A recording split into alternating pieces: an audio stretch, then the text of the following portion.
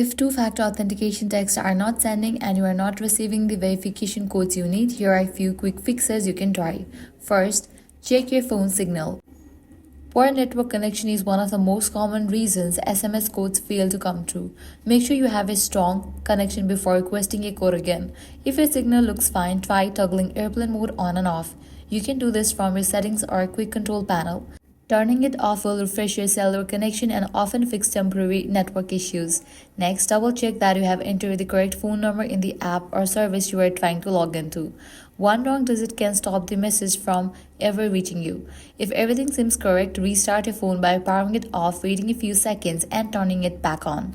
A simple reboot can reset network settings and fix glitches that prevent SMS messages from arriving. For many users, one of these steps is all it takes to fix two-factor authentication text not sending. If this guide helped you out, do not forget to like, share, and subscribe. Thanks for watching.